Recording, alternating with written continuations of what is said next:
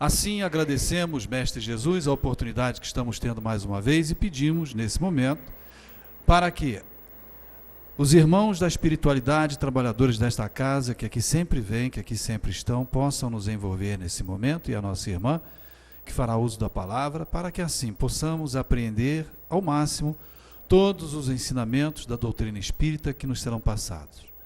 Agradecemos mais uma vez a oportunidade, que assim seja, Mestre Jesus, em seu nome e em nome de Deus Todo-Poderoso. Que assim seja. Sueli Machado.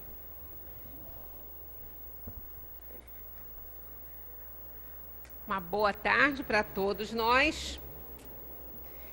Continuando aqui na sequência, eu acho que para o lado de cá vai ser melhor. Continuando na sequência que estamos, de reencarnação na Bíblia, nós paramos nesse aqui, quando analisamos aqui essa questão da bênção do esquecimento, que a gente precisa realmente recomeçar e a gente não pode ficar lembrando do que fez, né? Vimos da questão da regressão, né, que agora eu acho até que, eu não sei se as pessoas acostumaram ou se isso acalmou, mas andou aí uma febre aqui, e em Friburgo principalmente, dessa questão de fazer regressão de memória a vidas passadas. E vimos das inconveniências, né, sobre essa questão. Não falamos de todas, porque tem algumas piores ainda do que invadir a privacidade dos outros.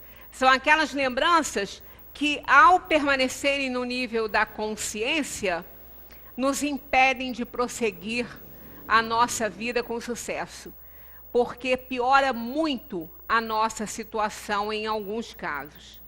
E a gente não consegue nem resgatar, né, algumas faltas nossas. Então, paramos nesse aqui e vamos seguindo com registros importantes sobre a reencarnação. Então, olha lá. A alma nunca morre, mas recomeça uma nova vida, muda de domicílio, tomando uma outra forma. Quanto a mim, já fui euforbo no tempo da guerra de Troia e lembro-me perfeitamente bem do meu nome e dos meus pais, bem como fui morto em combate pelo rei de Esparta. Mas, embora vivendo em vários corpos, a alma é sempre a mesma, só muda a forma. Pitágoras, novamente, né? Então, a gente vai vendo como que pode uma ideia como essa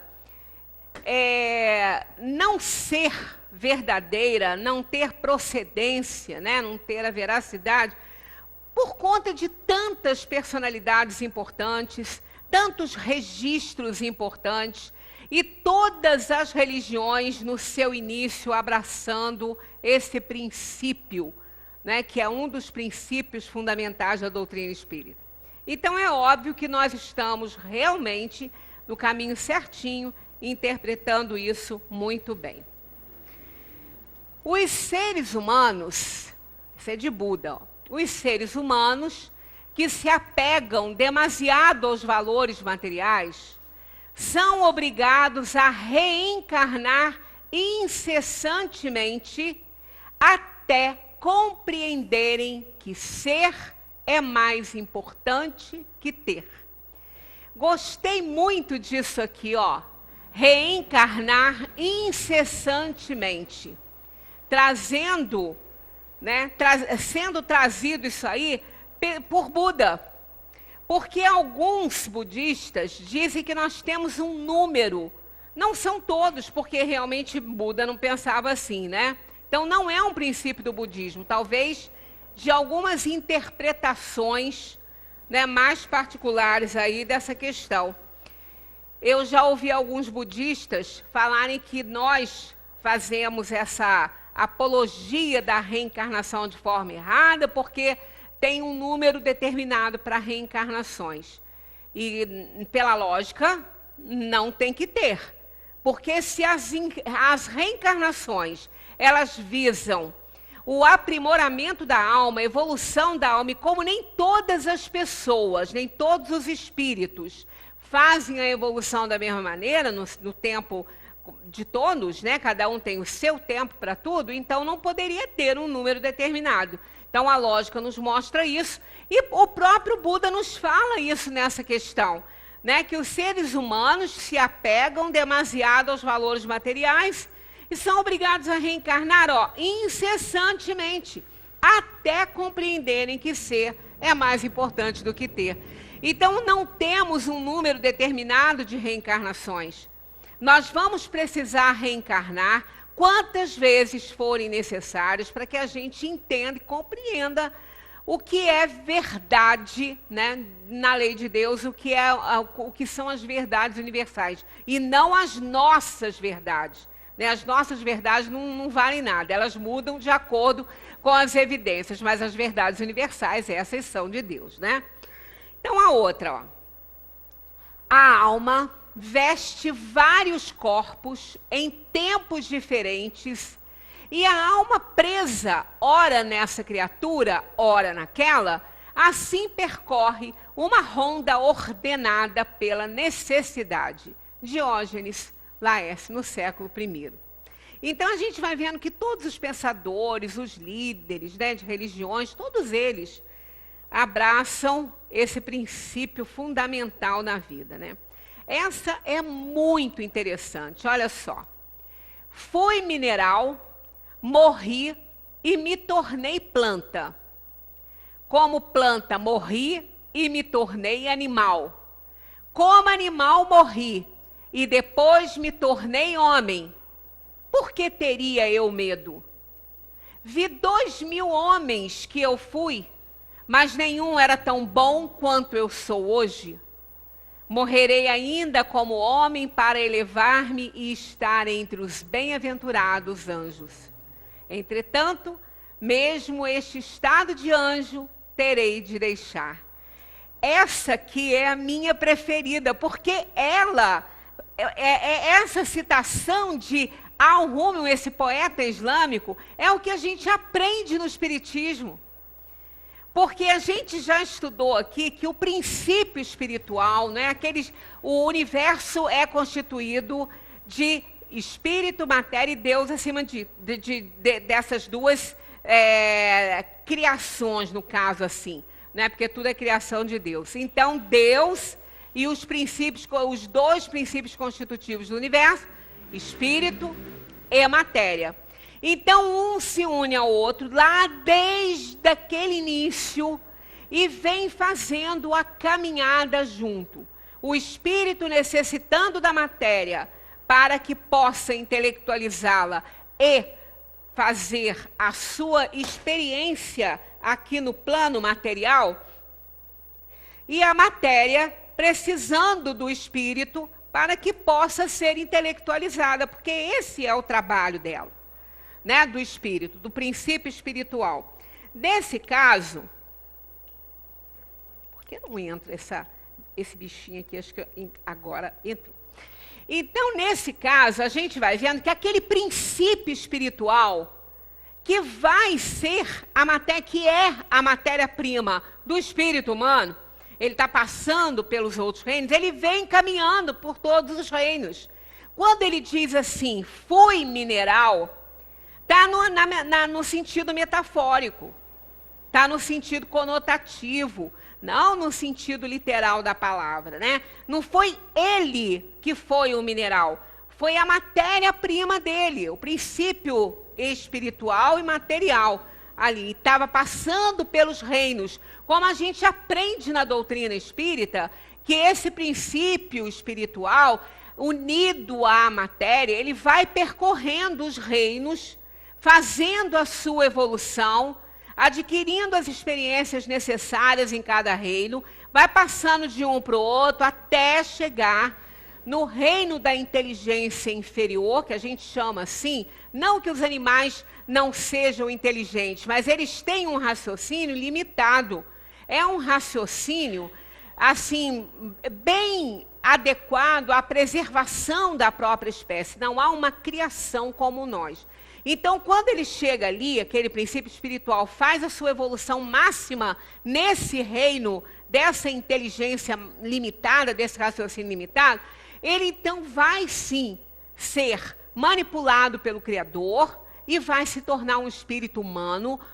Nesse momento, Deus vai imprimir a sua marca, né? Nós fomos feitos à imagem e semelhança dele nesse sentido, a sua marca, o livre-arbítrio, que foi o grande presente que nos deu a oportunidade de desenvolvermos-nos por nós mesmos, é lógico, sem depender de ninguém, né? A gente tem que fazer a própria evolução, ninguém pode nos evoluir, nós é que temos que operar nossas transformações pela nossa vontade, pelas nossas escolhas. É aí, nesse momento, que o mal surge, que até então não tinha. O mal não existia até esse momento. Ele nasceu no reino hominal. Ele foi desenvolvido no reino da inteligência superior, porque foi quando o espírito começou a tomar decisões, fazia escolhas erradas, aí ele desenvolvia o mal em si mesmo. Então foi nessa fase que o mal começou a aparecer.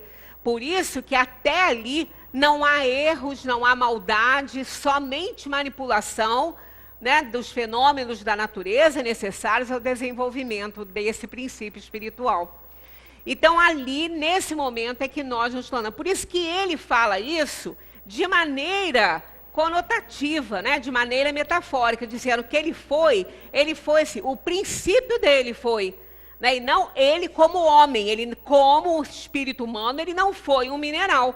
Como aqui ninguém foi um cachorro, ninguém foi um cavalo, ninguém foi uma pedra ou uma planta. Mas o princípio espiritual que nos constitui, né, que fez que nós pudéssemos ser elevados à ordem de espíritos aptos a receber, né, todas as informações por nós mesmos e manipular isso por nossa conta, fazer nossas escolhas para evoluir. Então, esse princípio passou por todos os reinos. Nós, como somos já espíritos, não fomos um cavalo, mas o nosso princípio espiritual passou por esse reino, passou por todos os reinos. Por isso, essa aqui é maravilhosa, né? Fui mineral, morri e me tornei planta. Como planta, morri e me tornei animal. Como animal, morri e depois me tornei homem. Por que teria eu medo? Vi 2000 homens que eu fui, mas nenhum era tão bom quanto eu sou hoje. Mais outro endosso daquilo que a gente aprende na doutrina espírita. Nenhum de nós aqui teve experiências evolutivas melhores. Não, nós nunca fomos melhores do que nós somos hoje. Hoje, nós estamos no melhor do nosso nível evolutivo. No melhor de nós, hoje, né? Agora aqui. Amanhã estaremos melhor que hoje, se assim o desejarmos, trabalharmos para isso. Senão, vamos ficar estagnados. Então, isso quer dizer, e o Espiritismo nos fala isso, a doutrina nos mostra, que o Espírito não retrograda, ele não piora. Ele pode estagnar, mas ele não piora. Quanto à questão, mas eu me sentia melhor, eu tinha melhores pensamentos, eu tinha melhores ações, eu estou pior. Não está, não. O que acontece é que quando a gente está subindo uma escadinha, né? A gente vai subindo, tem um momento em que a gente para em determinado degrau, mas não para com os dois pés. Fica um no degrau de baixo e um no degrauzinho acima. E ali a gente permanece. E aí, a gente sobe, põe os dois em cima, ou permanece no que está, ou retorna para aquele que estava ali junto com o outro. Bota lá o pezinho direito junto com o esquerdo no degrau embaixo.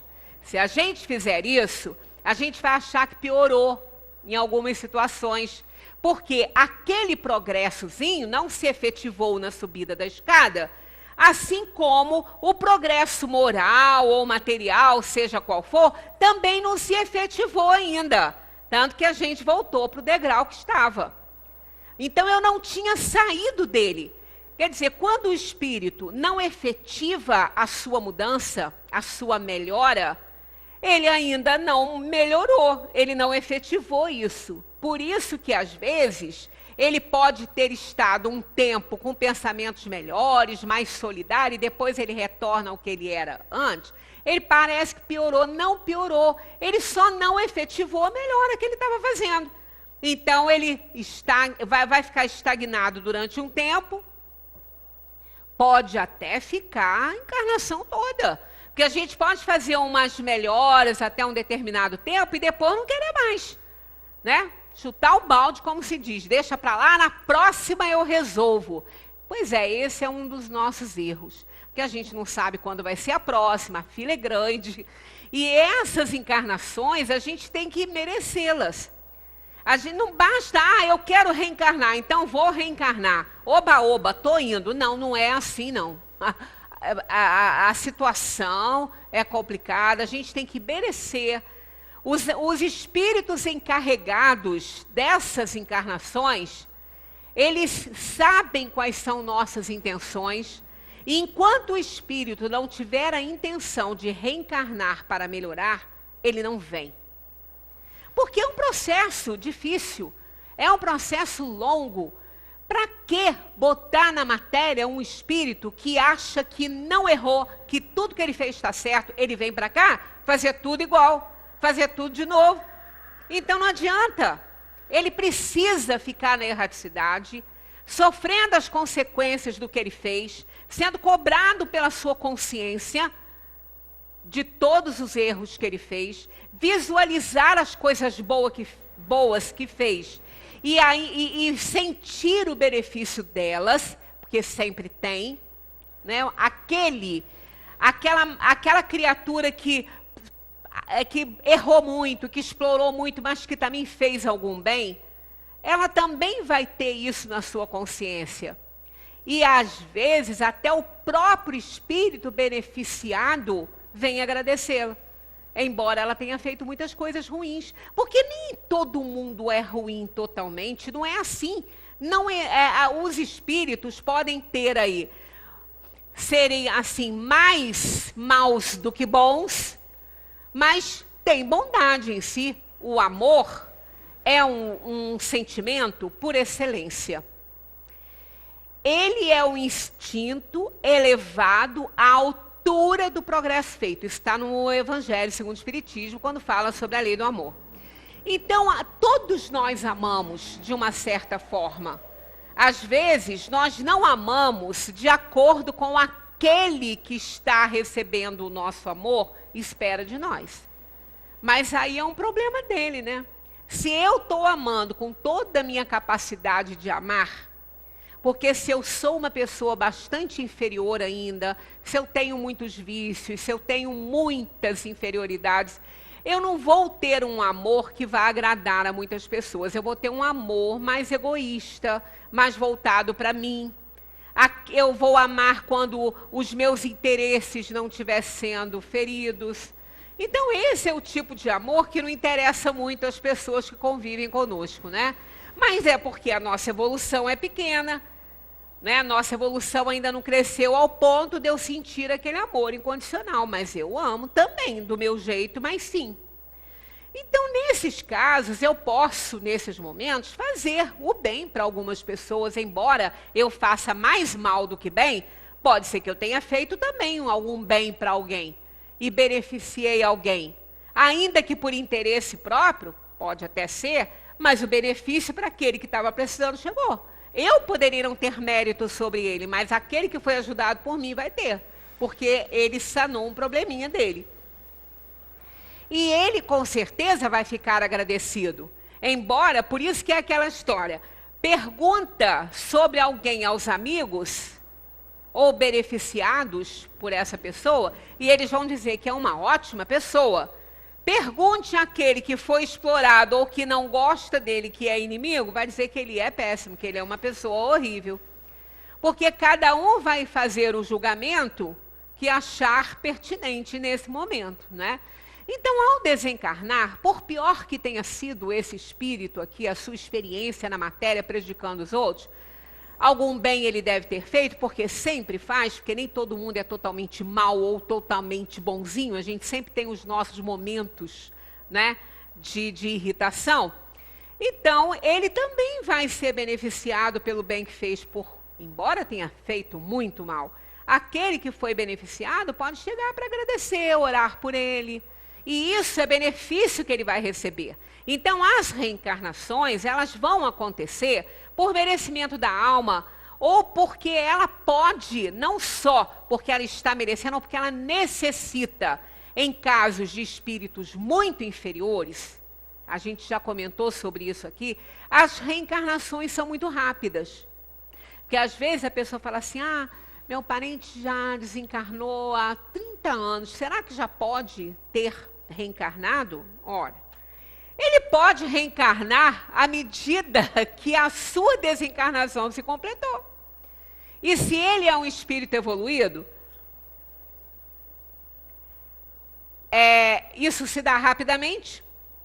Rapidamente ele se conscientiza da situação e, se houver necessidade, ele retorna à matéria, rapidinho, para dar continuidade ao trabalho dele. Isso porque ele já compreende. Então, tanto espíritos que são muito elevados podem reencarnar rapidinho, como espíritos muito atrasados também. Mas qual é a relação disso aí? É que o espírito muito adiantado já conhece, já sabe, já compreendeu, não precisa do tempo da erraticidade para saber que tem que ser bom, para fazer um balanço da vida, porque ele já é um espírito superior.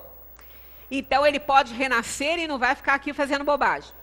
O espírito muito atrasado, muito inferior, não adianta ficar lá, porque ele não entende nada, ele não sabe nada, ele não tem condições de absorver nada. Então o que ocorre? Ele é jogado na matéria, sem planos, sem muitos planos reencarnatórios, ele é jogado na matéria, seja como for, às vezes não tem nem tanto resgate a fazer com aquela família que está recebendo, apenas abriu a porta, eles estão colocando o espírito para o renascimento, para que em contato com a matéria bruta, com as privações, com os sofrimentos normais do mundo, que às vezes não é nem que ele tenha errado tanto, ele é muito ignorante ainda, ele se toque, ele vai reconhecendo as coisas, aí ele vai aprendendo.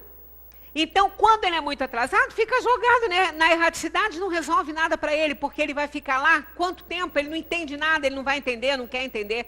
Então, ele é jogado na matéria rapidinho.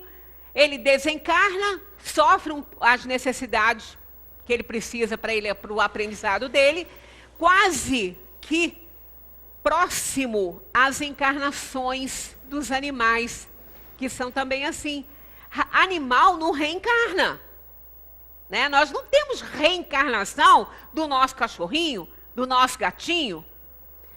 Por mais que amemos os nossos animais, se ele morre na nossa casa ali, e a gente tem uma outra fêmea na casa que possa estar, né, no cio e vai copular com o macho e vai gerar filhotinhos, ainda que esse princípio espiritual ali, que aquela alma animal daquele cãozinho nosso que morreu, seja aproveitada naquela fêmea que está copulando com o macho e vai gerar filhotes, embora isso aconteça, esse filhote não vai ter o conhecimento que foi o nosso cachorrinho ali. Ele não tem essa memória. A memória dele não é para isso. Então não há uma reencarnação, porque é uma continuidade necessária para a natureza, para que ele vá evoluindo. Mas a memória não alcança esse nível. O animal, tanto que a memória dele é tão curta, tão curtinha, que se a gente briga com um animal que fez alguma coisa errada, que na nossa opinião, porque ele não fez, ele fez xixi no tapete, ele fez xixi no colchão, ele não errou em nada. Ele simplesmente não sabe o que é um tapete que não pode fazer xixi, um colchão que não pode fazer xixi. Ele estava com vontade de fazer xixi. E se ninguém ensinou a ele, ninguém mostrou a ele o canto que ele tem que ir para fazer, ele vai fazer em qualquer lugar. Se ensinar, ele vai certinho. Se não ensinar, ele vai se preocupar que é um colchão de não sei quantos que custou, um tapete persa. E para ele é como um lambinho, ele vai fazer ali, não quer nem saber. Ele não errou. Se a gente brigar com ele naquela hora e mostrar para ele onde faz, ele não vai, ele pode até repetir algumas vezes, mas não vai ficar fazendo, não. Ele vai aprender. Mas se passa, a pessoa chega em casa e vê lá o tapetinho persa mijadinho lá. Pega o bichinho, vai lá, esfrega a carinha do bichinho, que pecado ali naquele tapete molhado, briga, bate na carinha do cachorro. Ele não sabe por que ele está apanhando. Ele só vai sentir cheiro de xixi dele ali. E ele deve pensar, por que estão me batendo, né? O que eu fiz de errado? Ele não sabe. Ele não tem memória. Mesmo que alguém tenha falado que não pode, se ninguém mostrou aonde que pode, ele não vai ter memória para isso. Por isso que quando a gente passa um corretivo num bichinho, depois que passou o tempo, perda de tempo. Só vai violentar o animalzinho, ele não vai aprender nada. Agora, se pegar ele fazendo, aí sim, briga com ele, na hora que ele estiver fazendo, mostra o canto que ele tem que ir e ele vai aprender. Então, a memória dele é assim. Tanto que quando a gente sai de casa, a gente deixa o bichinho em casa, quando a gente fica meia hora fora, quando volta, parece que foi uma eternidade. Ele pula, ele faz uma festa enorme, parece que foi uma eternidade. Se fica um mês fora, um ano fora, quando voltar, ele vai fazer a mesma festa que ele fez quando ele tinha meia hora que estava sem ver o dono. Porque ele não tem essa memória de tempo. Não tem. Por isso é que quando a gente fala animais, não reencarnam, porque eles não têm memória de vida passada. Ele vai criar, aquele bichinho vai criar ali, naquela casa. Ah, mas ele faz as mesmas coisas que o outro fazia, qualquer cão faz. Porque eles são instintivos. Normalmente ele vai fazer xixi no mesmo lugar, porque ele já vai sentir cheiro naquele lugar, que ele mesmo fez, que às vezes fica impregnado, mas ele não sabe disso. É instintivo. Então não tem essa ideia, o meu cão é a reencarnação do outro. Não é, não. Pode ser até que alguma filosofia, alguma seita ensine isso, mas a doutrina espírita não ensina. Lá, quando a gente chegar lá no reino, nos reinos da natureza, nós já passamos por ele algumas vezes, né? Está lá que o animal não tem tempo de se colocar em comunicação com os seus donos, porque ele é aproveitado quase que imediatamente numa nova experiência, porque ele está fazendo experiências de aperfeiçoamento. Então, reencarnação é no reino humano. No reino animal, eles encarnam. Há toda uma diferença. Esse reencarnação é retornar a uma vida e continuar essa vida. Não é o caso dos animais, ele está continuando a pegar um organismo material para ele continuar se aperfeiçoando, mas a linha do tempo é interrompida no momento da morte. A linha do tempo da memória dele e da encarnação dele é interrompida ali, começa uma outra. E a nossa é contínua. A nossa linha é contínua. A gente tem no nosso arquivo mental as nossas realizações passadas.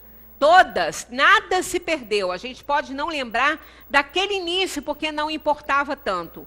Mas está no nosso arquivo. Ao reencarnar, a alma, ela vai como a gente faz, né?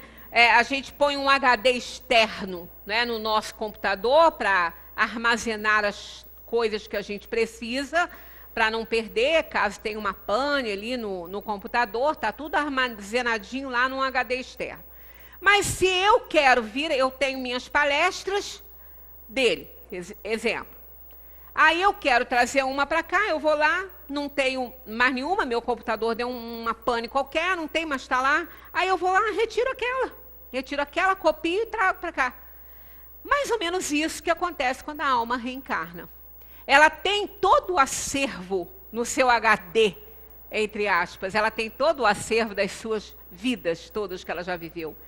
Mas, quando ela faz a escolha das provas, ela não vai ter acesso a tudo. Ela vai ter acesso a algumas coisas que ela precisa para a atual encarnação na hora de fazer as escolhas dela. Então, ela vai fazer as escolhas, quer dizer, aquelas reminiscências necessárias vão permanecer. As conquistas vão permanecer, se for importante para a atual encarnação. Mas, exemplo, se eu lesionei meu cérebro de alguma forma, intencionalmente, eu não vou vir com raciocínio lógico, eu não vou vir nem com capacidade mental boa. Eu vou ter problemas. Então, aquilo eu não consigo trazer para essa. Eu tenho, está no meu arquivo, mas não é permitido. Então, eu venho para cá, não consigo nem aprender a ler. Não consigo nada, porque eu venho com problema de debilidade. Meu organismo físico não vai me oferecer condições, então não posso exercer isso. Então, fica lá para trás. Não está presente na escolha que eu fiz para a atual encarnação, porque eu vou ter que resgatar um passado cujo problema ocasionou uma lesão aí cerebral e eu agora vou ter que resgatar isso. Então, eu venho com esses problemas. Quer dizer, é mais ou menos assim, eu tenho tudo, mas algumas coisas não são permitidas para a atual encarnação. Então, está tudo lá. Então, assim, a gente vai fazendo a nossa evolução. Vamos reencarnar quantas vezes forem necessárias. Então, quando ele diz aqui, vi 2.000 homens que eu fui, mas nenhum era tão bom quanto eu sou hoje, está explicadíssimo isso pela doutrina espírita, porque o espírito não retrograda. Ele pode estagnar ou melhorar. E ele continua, morrerei ainda como homem, para elevar-me e estar entre os bem-aventurados anjos, está vendo? Então, ele vai morrer quando nós fizermos toda a nossa experiência no reino humano, né? Então, a gente tem aquela frase assim, errar é humano. A gente prefere inverter isso. Erro porque ainda sou humano. Quando eu deixar de ser humano, quando eu evoluir, eu não vou errar mais. Que aí eu não vou ser só humano, eu vou ser angelical, eu vou ser um anjo. Um anjo, o que é um anjo? Anjo é mensageiro de Deus. E para que nós sejamos mensageiros de Deus, a gente tem que evoluir muito. Porque nós estamos para Deus como os animais estão para nós. Então, a nossa caminhada no reino hominal é longa, muito longa. Mas o objetivo é o aperfeiçoamento sempre, então nós vamos chegar lá, não sabemos quando, né? Séculos incontáveis e milênios sem fim. Isso dá uma canseira, mas é realidade. Entretanto, mesmo esse estado de anjo terei de deixar. Por quê? Porque nós somos imortais. Ah, mas então o que tem depois? Não sei. Quem sou eu para saber? Eu estou num plano de provação, expiação, ainda no início da caminhada humana, não cheguei nem na metade. Imagina se eu vou saber o que tem depois, né? Mas tem. São os prepostos aí do Criador. Continuando, vemos aqui, ó, doutor Ian Stevenson, da Universidade da Virgínia. Ele catalogou 2.000 casos de reencarnação comprovados com documentos. Pensa bem.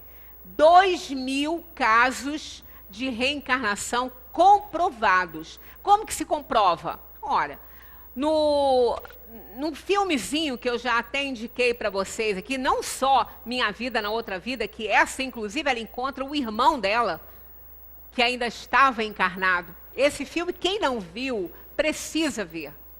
É muito interessante, muito. Porque é um caso que não tem como não ser verdadeiro. Né? Mas é um inconsciente coletivo. Lá vem esse povo com esse negócio de inconsciente coletivo, que é tão complicado. Né? Ela lembrava de tudo, e um dos irmãos estava encarnado, e era o irmão que mais se relacionava com ela, a quem ela contava seus segredinhos. né? E ela fez ele lembrar, ele estava com a memória boa, porque ainda bem, né? Porque se tivesse demente não ia conseguir, né? Mas ele estava. Então é lindo. E tem um outro também, Mânica. Esse filme, ele tem uma produção assim, os cenários são escuros, ele não é um filme bonito, né? Porque tem, não parece mal filmado, qualquer coisa assim, não é um filme bonito, mas a história é super interessante, porque é uma menina que também lembrou da encarnação dela passada, e ela contou para o padre. E esse padre foi rever tudo que ele havia estudado, o início, né, quando ele estudou para ser padre. E aí ele viu que realmente ele sabia muito sobre essa questão de reencarnação. E ele acaba levando essa menina para onde ela diz que ela morava. Foi questionada porque quando ela era a esposa que ela falou que era, o marido estava vivo ainda, já estava casado com outro, mas estava vivo ainda. E ela era jovem, ela morreu e ela retornou assim, bem rápido. Ela, acho que não sei se eram 6 anos que ela tinha, qualquer coisa assim. Aí ela lembrou de muitos fatos, ela sabia de tudo, acho que mais velha um pouquinho, acho que quase 14 anos, se eu não me engano. Mas o filme é interessante também ver. E ela lembrava onde que ela tinha posto o dinheiro, no local da casa, acho que era numa parede que ela tinha posto alguma coisa, e coisas que ela só falou para o marido.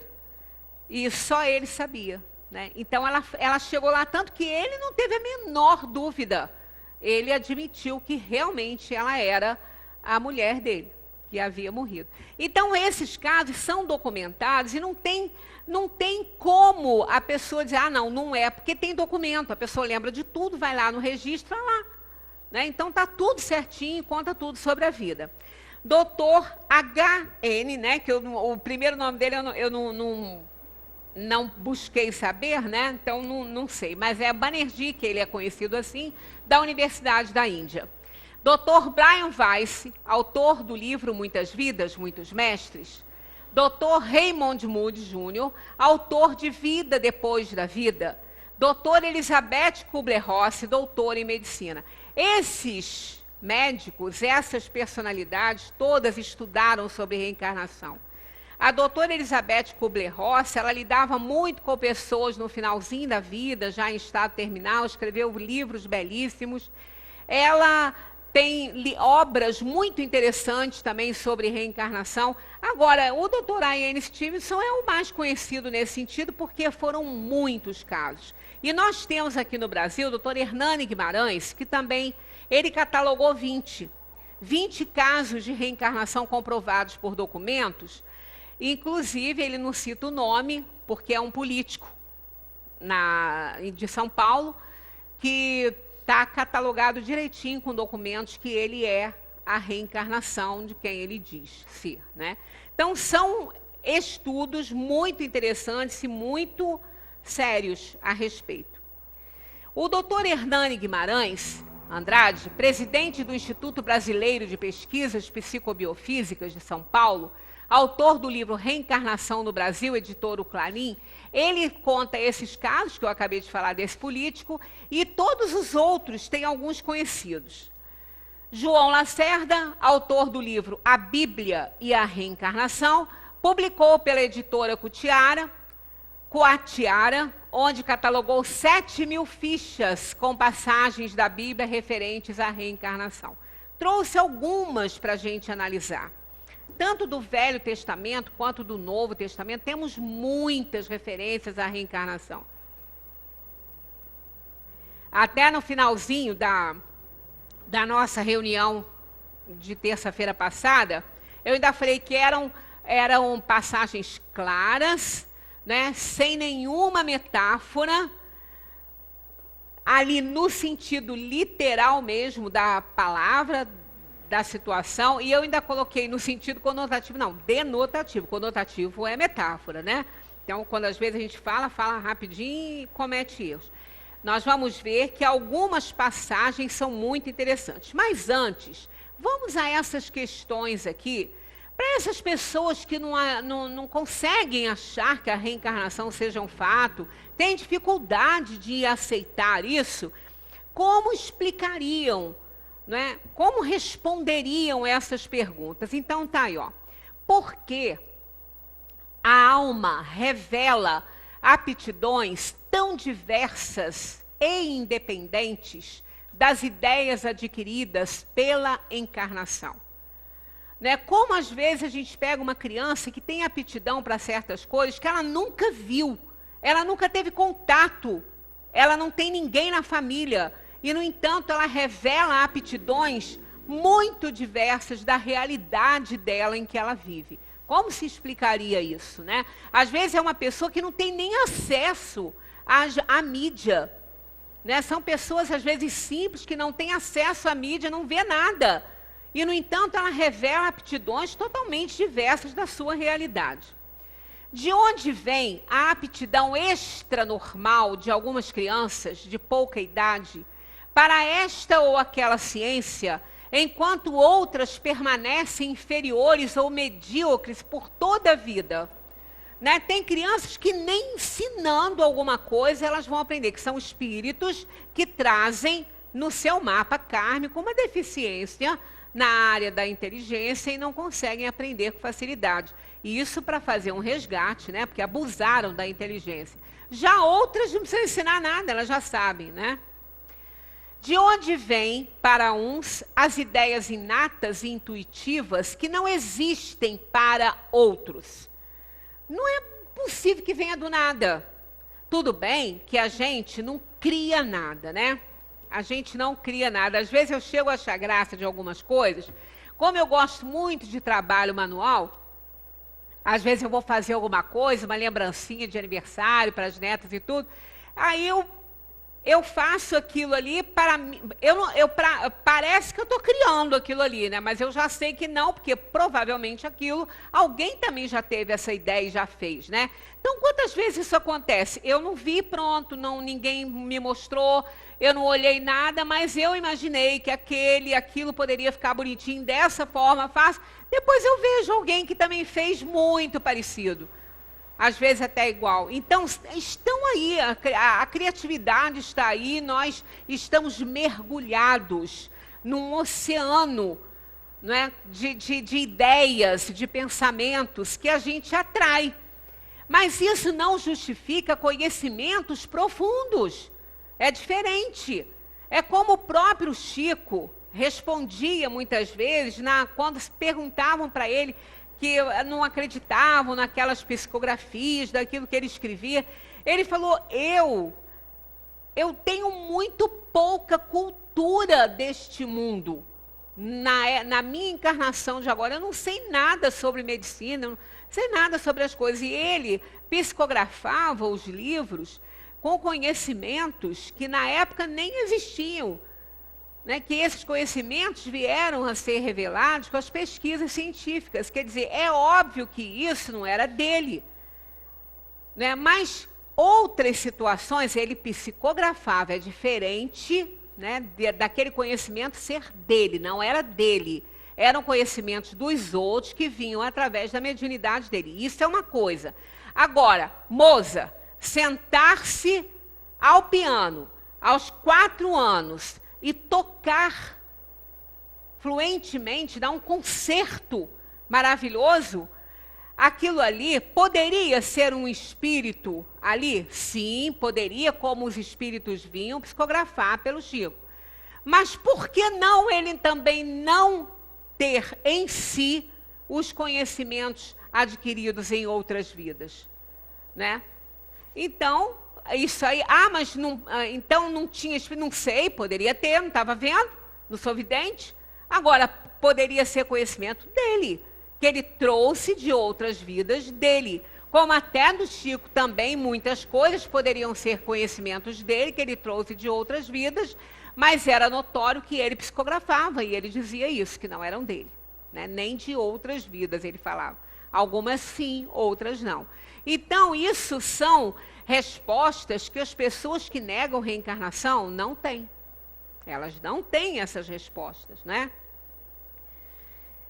De onde vêm, para certas crianças, os impulsos precoces de vícios e virtudes, esses sentimentos inatos de dignidade ou de baixeza que contrastam com o meio em que nasceram?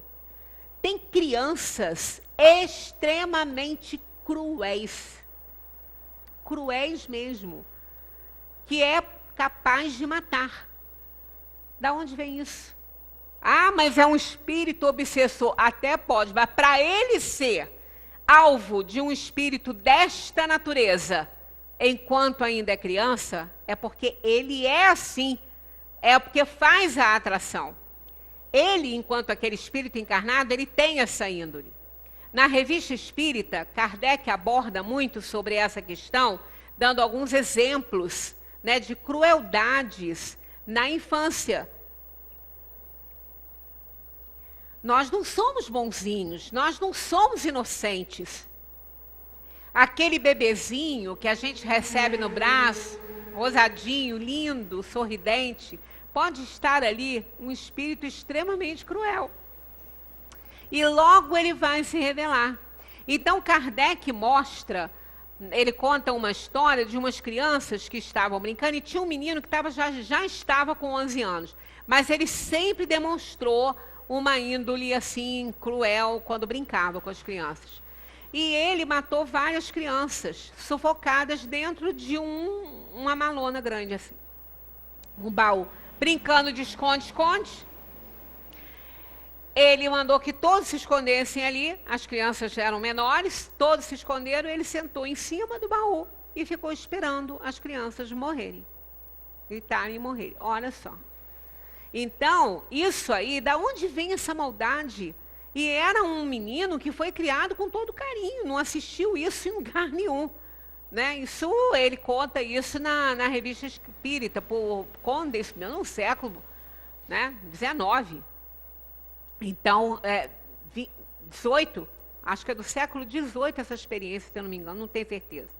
Então, a gente vê que isso aí mostra que o espírito é a reencarnação, né? Aquela pessoa ali é a reencarnação de um espírito que está evoluindo, está se aperfeiçoando. E carrega, muitas vezes, maldade, assim como bondade, como a gente vê determinadas crianças que são verdadeiros anjos. Né, de carinho, de meiguice, de amor, enquanto que a gente vê outras que são extremamente cruéis. Então, isso, as pessoas que não creem em reencarnação não conseguem ter uma resposta lógica. Vai ter aquilo que a gente vê que não é lógico. Né? Porque alguns homens, independentemente da educação, são mais adiantados que outros. Né, dentro da própria casa, muitas vezes. Há pouco tempo passou um filme. Não, eu acho que eu vi na Netflix. Acho que não passou assim em TV aberta, não. Acho que foi na Netflix. Uma menina, uma jovenzinha, ela criada assim, ela não tinha nem alimento. Tinha outros irmãos, uma irmã dela acabou se prostituindo. Eu esqueci o nome, mas eu vou até ver o nome, procurar, porque é um filme para se indicar, é muito interessante. E logo, aí tinha um professor na comunidade que começou a educar as crianças, formar uma escolinha, ensinar algumas coisas, e ele gostava de xadrez, ele jogava xadrez, e ele aí começou a ensinar xadrez para aquelas crianças ali, porque ajuda a desenvolver raciocínio e tudo mais. E essa menina acabou indo também, uma jovenzinha nova ainda, começou, e ele percebeu nela um raciocínio lógico que ele não conhecia, nem nele mesmo, ela superava ele. Então ela foi tão rápido para aprender, ele falou, mas como? Ela não sabia nem ler. Essa menina não sabia nem ler. E ela não tinha nem como estudar, né, nos livros. Depois ela foi aprendendo, eles foram ensinando, e ela foi aprendendo, eu sei que ela foi campeã. Campeã mesmo, ela ganhou torneios russos de xadrez. É uma história verídica essa, segundo o filme, né? Então, da onde vem esse conhecimento dessa menina? Ela não sabia nem ler. Como que ela tinha esse raciocínio lógico? Ela era perfeita. Ele falou, você é perfeita no raciocínio. Então, ela jogava no ar, assim, o jogo que ela ia fazer. Impressionante. Então, de onde vem isso? Né? E as pessoas ficam insistindo, né? Bem, por que há selvagens e homens civilizados, se tomarmos uma criança hotentote de peito e a educarmos, enviando-a depois aos mais renomados liceus, faremos dela um Laplace ou um Newton? Também não. Né? Porque se ela não tiver um grau de conhecimento, se ela não tiver uma capacidade mental boa, não adianta. Porque até quando foram feitos estudos muito interessantes sobre a inteligência, de como se expande a inteligência, está bem claro lá que um filho de Einstein não se tornaria um Einstein só porque ele era filho dele. Porque ele tinha uma boa genética. Ele tinha que desenvolver a sua inteligência. Ele tinha que fazer a parte dele. Mas para isso ele precisava também de ter uma boa organização cerebral. Porque não é porque era filho de Einstein que não ia renascer com nenhum problema. Porque a gente não dá o espírito como herança genética. O espírito é um espírito, ele não é afetado pela herança genética. Ele é um espírito, poderá perfeitamente nascer de uma pessoa, de um cientista, de alguém extremamente inteligente, e não conseguir aprender nem ler. Porque dependendo da necessidade kármica dessa alma, né? E, no entanto, as pessoas às vezes pensam diferente. Principalmente, é até engraçado isso, essas pessoas que querem fazer produção independente de bebês, né? Não querem se comprometer num relacionamento, mas querem filhos. Aí começa a procurar no banco de sêmen um belo exemplar do que ela deseja para o filho, né? Para que, ao se unir aos óvulos dela, dê aí uma criança maravilhosa. Como se isso fosse bastar. Porque pode ser belíssima, mas pode ter uma demência, pode ter um problema de teratologia, porque isso é problema da alma, não é dos gametas, masculinos ou femininos. É problema da necessidade kármica do espírito. E como é que eles vão explicar, né?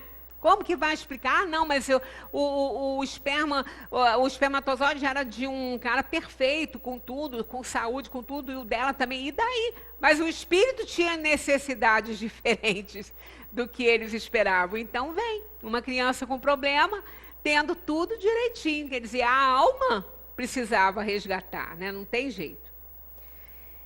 Aí vem, se tivéssemos uma única vida, as almas deveriam ser iguais ao nascer. Lógico, né? Senão, a gente tem que brigar com Deus, né? Brigar com Deus. Igual que eu brigo com Deus, brigava ou brigo, às vezes, quando eu brincando, evidentemente, quando tem assim um carro passando na minha frente assim, aí tá aquele plástico enorme atrás. Foi Deus que me deu. Eu fico, Deus, eu não mereci isso de você não, né? Que eu tive que comprar o meu. Tudo bem que você me deu oportunidades, mas eu tive que aproveitar. Então, de graça você não me deu, não. Você me cobrou, né? E por que ele ganhou? Tô de mal.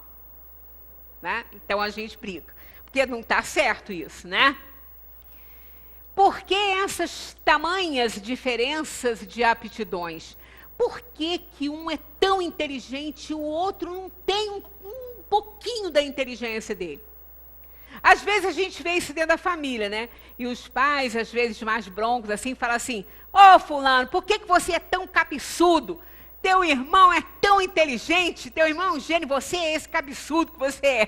Tadinha da criança. Mas a gente assiste essas coisas. Uma vez eu já vi. Pai de aluno, né, gente? Pai de aluno é uma coisa... Eu tenho experiência, eu escreveria um livro cômico com experiências com pais de aluno. Uma vez eu chamei lá um para falar com ele: o senhor tem que assistir um pouquinho mais, ver, dar uma ajudinha aí para o seu filho, pelo menos para botar ele fazer dever, ver se alguém pode ensinar assim, alguma coisinha, ajudar em casa. Ele falou: não vai adiantar não, dona. É burro mesmo. É burro mesmo, que ó, o irmão, a senhora sabe que é seu aluno também, é um menino inteligente, mas esse é burro mesmo. Aí eu falei, meu Deus, coitadinho desse menino, não vai ter condição de aprender, né, com o pai falando essas coisas para ele, né? Eu falei, não, ele não é burro, não, senhor, ele só precisa de um pouquinho de ajuda. Então a gente ouve certas coisas, né? Mas isso é uma realidade. Tem uns que não adianta, não desenvolve. Porque não veio para isso. Agora, pergunta qual é a aptidão dele, ele vai ter. Aí bota naquela atividade que ele gosta. Ficar pedindo para a galinha nadar, gente, não vai nadar. Não é? Vai morrer afogada, bichinha. É pato que nada. Então, cada um na sua tarefa, cada um na sua aptidão.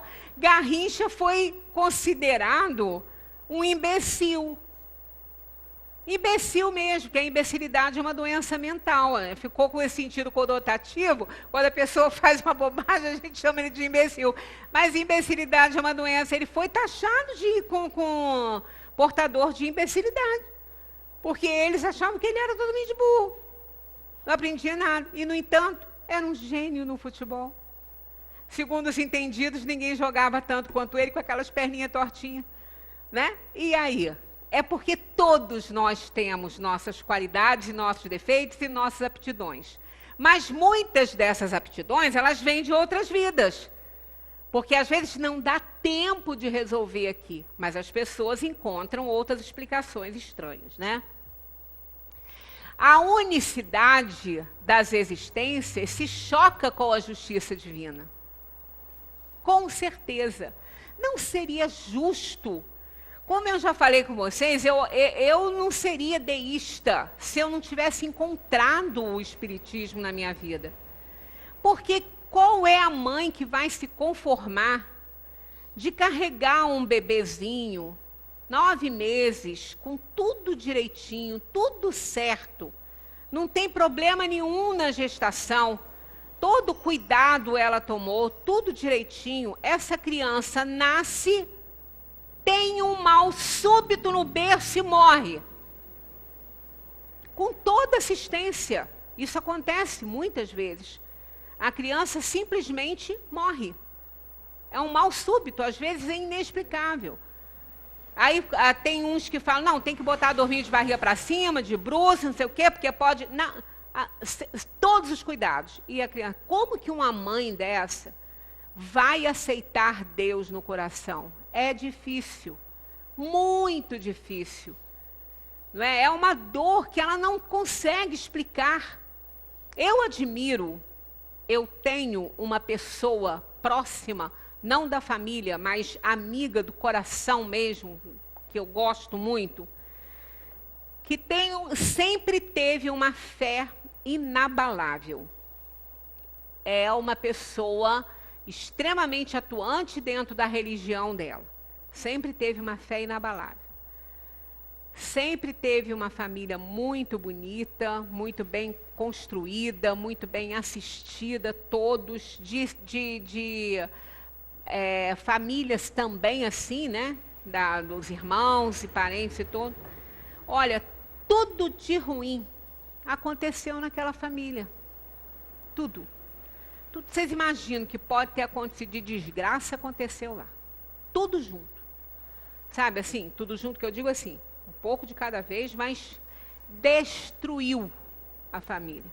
Uma coisa terrível, terrível. Ficou ela. Tem um filho ainda que está fora, mas também que lida com muita dificuldade. Aí, mantenha a fé. Sempre manteve a fé.